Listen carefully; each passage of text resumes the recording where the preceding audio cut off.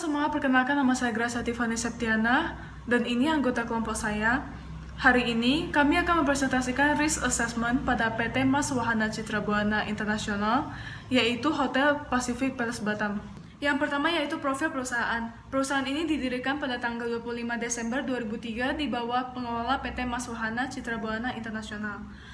Perusahaan ini didirikan oleh Bapak Andy Hendry dan telah mendapatkan penghargaan sebagai hotel bintang 4 di Batam.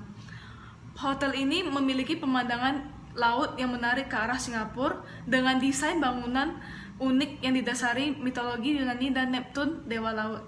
Hotel ini memiliki 180 kamar yang terdiri dari berbagai tipe. Selanjutnya yaitu fasilitas yang dimiliki oleh Hotel Pacific Place Batam.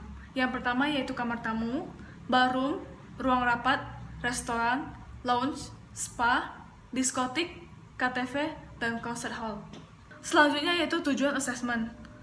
Wabah virus corona memberikan dampak terburuk pada perekonomian Indonesia sejak awal tahun 2020, terutama pada bisnis hospitality. Salah satu contohnya yaitu bisnis perhotelan. Total penurunan profit hotel menurun kurang lebih 54,5% dari kuartal 1 2020 dan presentasinya makin naik sejak PSBB dilakukan. Hal ini tentu membuat para pelaku usaha perhotelan turut andil dalam menyesuaikan operasional pada masa pandemi, seperti memperketat kebersihan dan sterilisasi ruangan.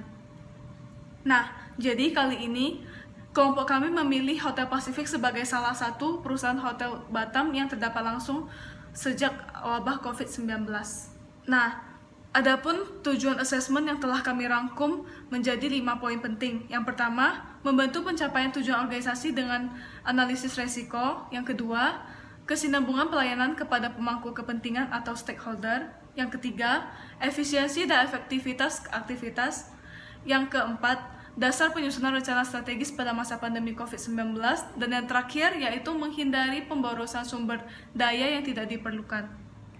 Risk breakdown struktur atau yang disebut juga dengan RBS merupakan sebuah metode pengelompokan risiko yang disusun berdasarkan komposisi hierarkis, risiko organisasi yang logis, sistematis, dan terstruktur.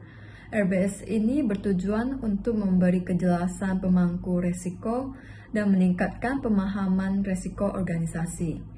Risk breakdown struktur ini telah diakui sebagai alat yang berguna sebagai penataan proses risiko yang dimaksudkan dalam standar seperti Asosiasi Manajemen Proyek atau yang disebut juga dengan Project Management Institute pada tahun 2004.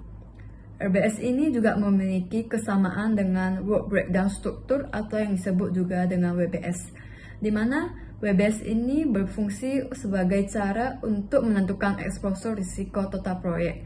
Oleh karena itu, RBS dapat dikatakan sebagai sebuah struktur hierarki potensi risiko yang diharapkan dapat membantu memahami risiko yang dihadapi oleh proyek. Jadi, berikut ini adalah RBS dari Hotel Pacific. Jadi dapat diketahui bahwa dalam RBS Hotel Pacific ini dibagi menjadi dua, yaitu internal dan external risk. Internal risk merupakan variabel-variabel yang berhubungan dengan segala proses dalam lingkungan perusahaan. Dan external risk merupakan variabel-variabel di luar organisasi yang dapat berupa tekanan umum, lingkungan, ataupun faktor-faktor spesifik yang berhubungan dengan perusahaan. Kemudian, dalam konteks ini, internal risk dapat dibagi menjadi dua, yaitu technical risk, yang artinya kemungkinan dampak perubahan yang terjadi pada proyek, sistem, ataupun seluruh infrastruktur. Nah, ini pun terbagi menjadi tiga, yaitu demolish risk dan design risk. Kemudian, yang kedua adalah managemental, yaitu segala hal yang berhubungan dengan manajemen proyek dan dibagi menjadi dua, yaitu planning dan research management. Dan ketiga adalah administratif, yaitu membantu dalam persiapan pelaporan dan analisis proyek di bawah pengawasan manajer proyek. Dan ini pun dibagi menjadi labor. Kemudian external risk pun dibagi menjadi tiga, yaitu environmental, yang artinya adalah risiko bahwa suatu perusahaan atau kegiatan usaha tertentu yang diakibatkan karena kerusakan lingkungan alam sekitarnya. Nah, ini pun dibagi menjadi 3, yaitu weather dan natural disaster. Dan kemudian lanjut adalah financial risk, yang merupakan risiko apabila terjadi kesalahan dalam pengalokasian uang, dan dibagi menjadi tax, foreign exchange, dan financial expense. Dan ketiga adalah politik dan legal, merupakan risiko yang terjadi ketika ada budaya setempat yang berbeda maupun terjadinya perubahan peraturan perundang-undangan. Dan konteks ini pun dibagi menjadi 2, yaitu policy change and custom. Dan sekarang saya akan menjelaskan tentang risk register dari Hotel Pacific. Sebelum mengetahui tentang risk register, saya akan menjelaskan terlebih dahulu tentang probability atau kemungkinan, kemudian impact atau dampak, dan satu lagi yaitu tingkat resiko atau risk value. Untuk probability itu sendiri merupakan seberapa besar potensi bagi suatu resiko untuk terjadi. Dan biasa probability ini dilihat atau dinilai dari seperti peristiwa yang pernah terjadi di Hotel Pacific di masa lalu. Kemudian contohnya probability ini yaitu kita anggap misalkan seberapa besar kemungkinan atau probability bagi penyebaran virus COVID-19 di Hotel Pacific itu pada masa pandemi ini. Kemudian untuk sebagai perwakilannya itu probability ini diwakilkan dengan angka 1-5, di mana angka 1 ini menjelaskan yaitu kemungkinan terjadinya sangat kecil atau hampir tidak pernah terjadi. Kemudian nomor 2 itu yaitu kemungkinan terjadinya itu bisa saja namun sangat jarang. Untuk yang tingkat ketiga ini menjelaskan bahwa ini sudah cukup sering terjadi. Kemudian yang tingkat keempat ini menjelaskan bahwa sudah lumayan sering terjadi, dan untuk yang tingkat kelima ini sudah sering kali terjadi dan hampir setiap kali pasti akan terjadi. Yang kedua yaitu saya akan menjelaskan tentang impact atau dampak. Pengertian dari impact ini adalah seberapa besar keparahan atau tingkat keburukan dari apabila resiko itu terjadi. Sama seperti probability, impact ini juga diwakilkan dengan angka-angka 1-5. Contohnya yaitu angka 1 itu menjelaskan bahwa dampaknya itu terbilang sangat rendah. Kemudian yang angka 2 ini menjelaskan bahwa dampaknya masih rendah namun lebih tinggi daripada angka 1. Kemudian untuk tingkat ketiga ini menjelaskan bahwa dampaknya ini termasuk sudah sedang atau medium. Untuk angka keempat ini menjelaskan bahwa dampaknya ini lumayan tinggi atau signifikan. Dan untuk tingkat kelima ini menjelaskan bahwa dampaknya sudah sangat tinggi atau bisa membawa bencana untuk Hotel Pacific. Kemudian selanjutnya saya akan menjelaskan lagi tentang tingkat resiko atau risk value. Nah, risk value ini merupakan hasil perkalian antara probability atau kemungkinan dengan dampak ataupun impact. Jadi hasilnya ini nanti akan menunjukkan tingkat resikonya separah apa. Tingkat resiko ini juga disebut dengan rumus EMV atau Expected Monetary Value. Jadi dari perkalian yang dihasilkan ini biasanya akan hasilnya itu nanti akan dikategorikan dalam bentuk warna-warna, yaitu ada warna hijau atau artinya rendah, ada warna kuning atau artinya itu sedang atau medium, ada warna jingga atau artinya itu sudah tinggi atau high, dan ada lagi warna merah yaitu artinya sudah sangat tinggi atau very high. Untuk warna hijau ini itu merupakan hasil perhitungannya antara angka 1 hingga angka 4. Kemudian untuk warna kuning ini merupakan hasil perhitungan antara angka 5 hingga angka 9. Kemudian untuk warna jingga atau oranye itu merupakan hasil perhitungan yang berjumlah 10 hingga 16. Kemudian di atas angka 16 itu merupakan sangat tinggi atau merah. Kemudian sekarang saya akan menjelaskan tentang risk register dari Hotel Pacific. Yang nomor 1 yaitu maintenance and cleaning activities during COVID-19. Ini maksudnya seperti kegiatan perbaikan atau bersih-bersih pada saat COVID-19 ini maupun pada saat tidak ada COVID-19 ini. Jadi hasil perhitungannya ini lumayan tinggi atau high karena hasilnya itu 16. Karena pada saat bersih-bersih ini kemungkinan apabila karyawan atau pekerjanya yang tidak menggunakan APD atau mengutamakan kebersihan, maka bisa saja terjadi penyebaran virus pada saat bersih-bersih dirasakan oleh tamu yang berikutnya masuk ke ruangan tersebut. Jadi apa mitigation plan-nya?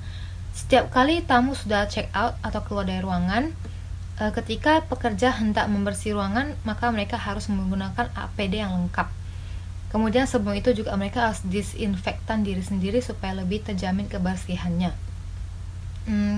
Kemudian untuk pihak yang bertanggung jawab untuk bagian maintenance and cleaning activities ini adalah manajer dari room division. Untuk nomor 2 yaitu management on contractors atau yang berkaitan dengan project. Project ini biasa dilakukan apabila renovasi untuk Hotel Pacific ini dibutuhkan. Hasil dari perhitungannya itu termasuk medium karena hasilnya 8, karena project ini tidak sering dilakukan. Project ini dilakukan apabila memang bangunannya strukturnya sudah tua dan butuh perbaikan. Kemudian mitigation yaitu bagi karyawan yang atau pekerja yang hendak masuk ke proyek itu harus melapor terlebih dahulu kepada general manager, sehingga manajer tahu bahwa siapa saja yang sudah masuk dan sudah dibersihkan menggunakan APD yang lengkap dan siapa yang belum. Kemudian untuk nomor 3 yaitu tentang a job requiring direct contact with guests such as receptionist and bellboy. Resepsionis itu orang yang berhadapan langsung dengan customer face to face. Bellboy juga karena mereka yang akan mengangkat koper atau fasilitas dari si tamu ini ke kamar tempat dia akan menginap. Jadi untuk yang pekerjaan yang berhadapan langsung dengan tamu ini, hasil perhitungannya termasuk tinggi sekali ya, karena dia itu bernilai 20. Karena mereka berhadapan langsung dengan customer, jadi kita tidak tahu apakah dari pihak customer yang mempunyai penyakit COVID atau resepsionisnya yang mempunyai COVID.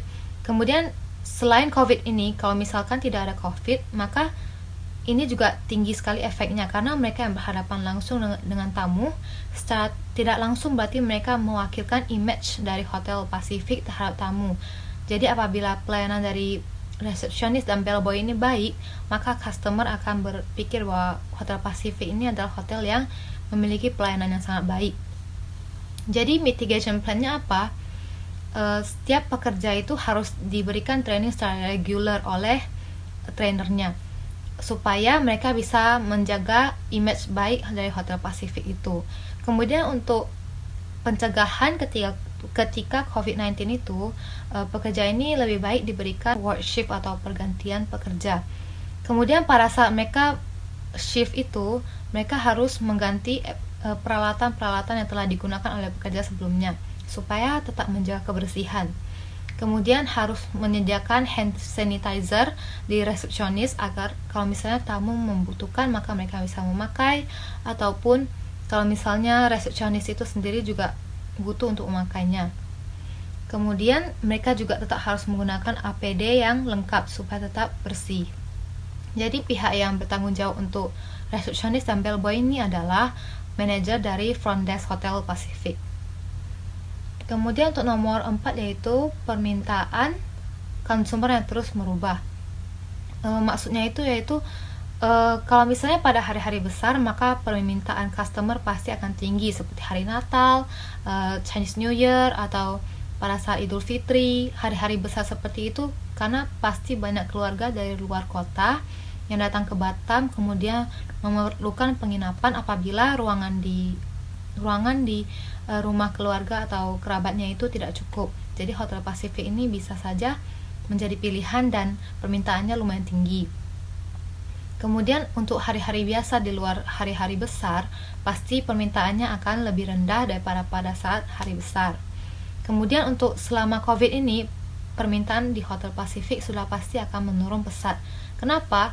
Karena pasti kan sudah diberlakukan bahwa diperlukan social distancing. Kemudian COVID di Batam ini penyebarannya juga lumayan luas.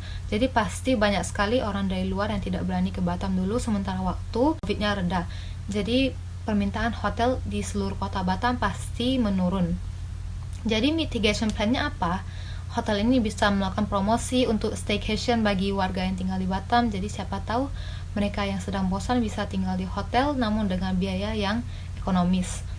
Kemudian bisa juga pada saat yang orang yang tinggal dengan harga promo itu, mereka tetap harus memberlakukan protokol kesehatan supaya tetap tidak terkena COVID.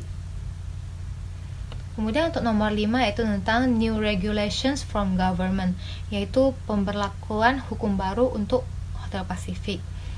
Namun untuk yang kategori ini hasil perhitungannya termasuk low atau rendah karena hasilnya cuma 4. Kenapa? Karena peraturan dari pemerintah untuk perhotelan itu biasanya lebih jarang. Kemudian mitigation plan-nya apa? Jadi hotel itu bisa melakukan briefing terlebih dahulu kepada konsumer apabila mereka hendak menginap, supaya konsumer ini merasa kenapa mereka tidak diberitahukan terlebih dahulu. Nantinya mereka akan merasa bingung dan bisa juga terjadi pelanggaran hukum yang sudah diberlakukan. Jadi pihak customer service ini harus menelpon customer terlebih dahulu supaya bisa diajak kerjasama. Jadi kedua pihak sama-sama memiliki hubungan yang baik. Jadi yang memiliki tanggung jawab untuk bagian ini adalah manajer dari customer service-nya, karena mereka harus berhubungan langsung dengan tamunya, itu customer. Sekian penjelasan dari saya, akan diteruskan kembali oleh teman saya.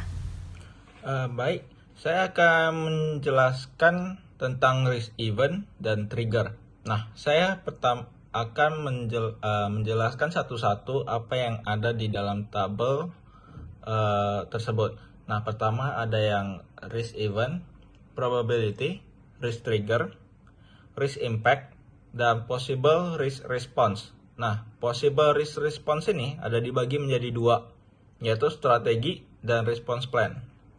Nah, apa itu risk event?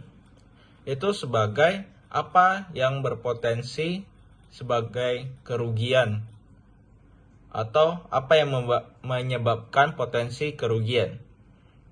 Nah, probability itu seperti seberapa besar potensi atau chance bagi suatu resiko tersebut. Dan risk trigger itu sebagai mengidentifikasi risiko selama tahap analisis atau analisa. Dan risk impact itu apa yang menyebabkan dampak risiko tersebut baik secara baik atau buruk. Nah, possible risk response yang strategi itu bagaimana merespon risiko yang ada atau yang sudah terjadi. Di strategi ini nanti akan ada beberapa lagi akan saya jelaskan setelah ini. Nah, kita lanjut ke response plan, yaitu menjelaskan apa yang terjadi saat risiko tersebut telah terjadi. Nah, saya lanjut ke risk response strategi. Nah, di risk response strategi ini dibagi menjadi 2. Ada threat sama opportunities. Saya menjelaskan yang threat dulu. Threat itu sebagai ancaman.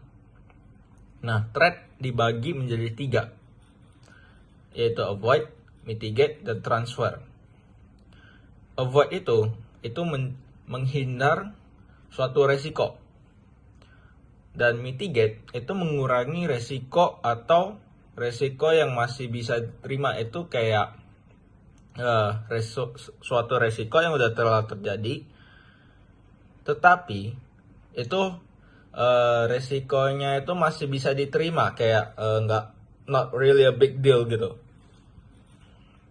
Nah, kalau yang transfer itu pengalihan resiko kepada pihak ketiga bagi yang mau bersedia bertanggung jawab. Dan nah, yang selanjutnya opportunities itu sebagai chance. Nah, exploit dia ada 3 ya, ada exploit, share, dan enhance. Exploit itu sebagai memastikan peluang tersebut terwujudkan.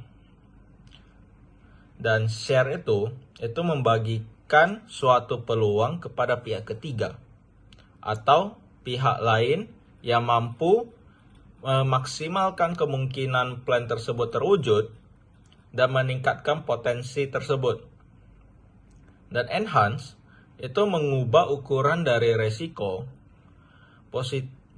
baik positif atau negatif dan meningkatkan probabilitas atau dampaknya. Kayak resiko secara positif dan meningkatkan probabilitas atau dampaknya gitu. Nah, selanjutnya adalah tabel risk event dan trigger dari analisis baik positif atau negatif dan meningkatkan probabilitas atau dampaknya. Kayak resiko secara positif dan meningkatkan probabilitas atau dampaknya gitu. Nah, selanjutnya adalah tabel risk event dan trigger dari analisis sebagai di judul kita yaitu analisis di Pacific Hotel. Nah, di sini ada 7. Silakan dibaca, baru selanjutnya akan dijelaskan oleh teman saya. Terima kasih.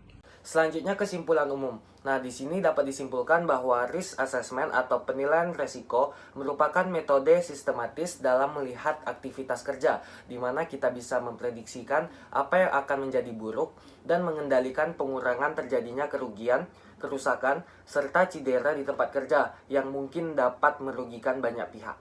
Dalam risk assessment Pacific Palace Hotel, terdapat risk breakdown struktur yang meliputi 2 bagian. Yang pertama, bagian internal, terdiri dari technical risk, manajemental, dan administratif. Nah, yang kedua, bagian eksternal, terdiri dari environmental, financial risk, politik, dan legal. Lalu ada risk register yang terdapat dalam Pacific Palace Hotel, menggunakan 5 contoh risiko yang dapat dirata-ratakan dengan probabilitas sebesar 3,2 yang tergolong sangat rendah. Kemudian ada dampak atau impact sebesar 4 yang tergolong sangat rendah juga. Kemudian ada tingkat risiko atau risk value sebesar 12 yang tergolong sedang. Nah, kemudian ada risk event yang terdapat pada Pacific Palace Hotel yang dijelaskan dalam rata-rata probability sebesar 13%, risk ledger berupa error server, environment, dan kasus penyebaran COVID-19 yang terus meningkat karena tidak terlaksananya protokol kesehatan. Risk impact terhadap operasional dan pelayanan hotel, risk strategi berupa avoid dan mitigate, kemudian ada respon plan yang berpengaruh pada kualitas pelayanan hotel tersebut. Sekian presentasi dari kami, kurang lebihnya kami minta maaf. Terima kasih.